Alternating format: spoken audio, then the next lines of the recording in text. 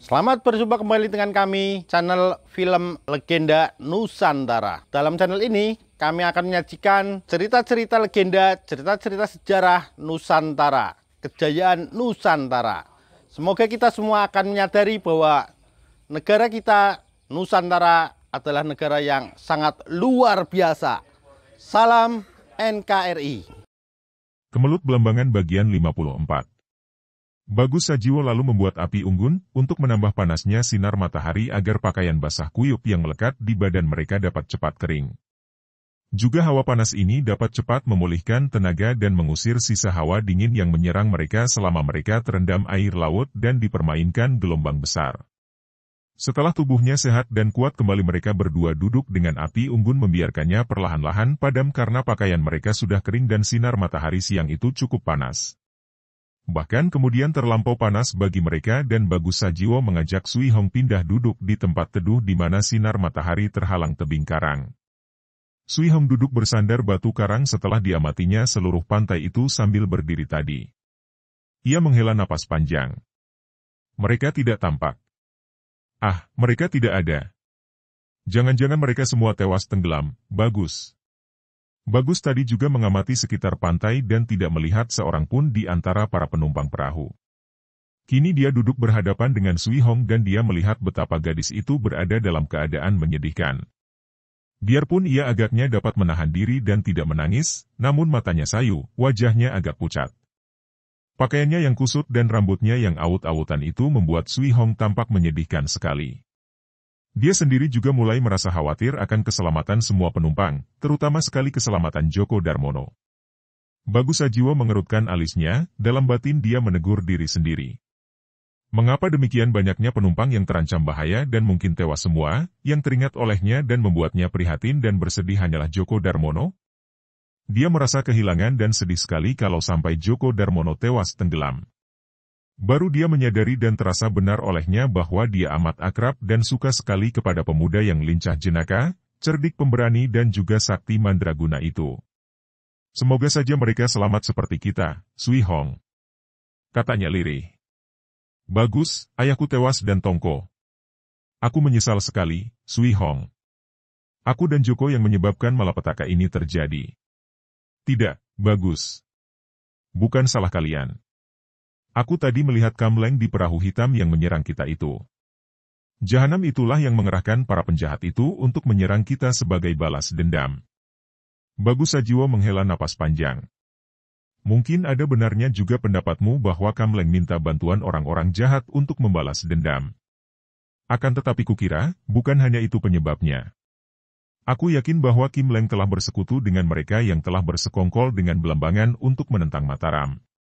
Tadi aku melihat pula Arya Bratadewa di sana, tentu dia yang memimpin anak buahnya untuk menembaki kita dengan senjata api. Agaknya mereka mengetahui bahwa aku dan Djoko menumpang di perahu ayahmu dan bahwa kami berdua adalah orang-orang yang berpihak kepada Mataram, atau mungkin mereka menduga bahwa kami berdua adalah telik sandi Mataram. Karena itu, mereka mau diajak Kamleng untuk menghadang dan menyerang perahu kita. Kalau hanya diajak untuk membalas dendam urusan pribadi Kamleng, tidak mungkin mereka mau. Siapakah Arya Bratadewa itu? Dia sekutu Belambangan dan melihat dia selalu mempergunakan senjata api, aku yakin dia pasti antek Kompeni Belanda yang diam-diam membantu Belambangan. Mungkin Belanda membantu Belambangan untuk menentang Mataram dan agar hal itu merupakan rahasia, mereka tidak mengirim pasukan Belanda, melainkan menggunakan telik sandi bangsa kita sendiri sehingga tidak akan diduga oleh Mataram bahwa Belanda ikut menyerang Mataram. Ah, kiranya begitu. Aku hampir yakin demikian keadaannya, Sui Hong. Karena itu, aku minta maaf dan merasa menyesal sekali karena aku dan Djoko yang menyebabkan keluargamu tertimpa malapetaka seperti ini. Kemelut Belambangan karya Hoping Hu di http://ceritasilat-novel.blogspot.com by Saiful Bahri Situbondo. Mendengar suara Bagus Sajiwo penuh penyesalan itu, Sui Hong menghela napas panjang. Sudahlah, Bagus. Andai kata dugaanmu benar, tetap saja Kamleng yang menjadi biang keladi terjadinya penyerangan ini. Kalau tidak ada dia, bagaimana pihak Belambangan dapat mengetahui bahwa engkau dan Djoko ikut dengan perahu kami? Ayah sudah bertahun-tahun mengadakan perdagangan di daerah Belambangan dan selama itu tidak pernah ada gangguan sama sekali. Maka, kau katakan tadi, kita harus menerima dengan ikhlas segala yang terjadi, betapapun pahitnya, karena segala sesuatu itu dapat terjadi karena sudah dikehendaki Tuhan. Jangan engkau sesali diri, yang perlu sekarang, apa yang akan kita lakukan, Bagus. Aku berjanji, untuk menebus rasa bersalah ini, aku akan melindungimu dengan taruhan nyawaku, Sui Hong. Aku akan mencari tunanganmu dan mempertemukanmu dengan dia. Kalau terpaksa kita tidak dapat bertemu dengan si Tiong, aku akan mengantarmu pulang ke rumah ibumu. Terima kasih, Bagus. Aku percaya sepenuhnya padamu dan aku menurut semua petunjukmu. Bagus Sajiwo termenung sejenak, berpikir apa yang harus dilakukan selanjutnya. Kemudian dia berkata, Sui Hong, mari kita menyusuri pantai ini untuk mencari kalau para penumpang lain ada yang selamat dan terdampar di daerah pantai yang landai itu. Tubuh mereka kini telah menjadi segar kembali dan mereka segera mulai mencari di sepanjang pantai berpasir itu.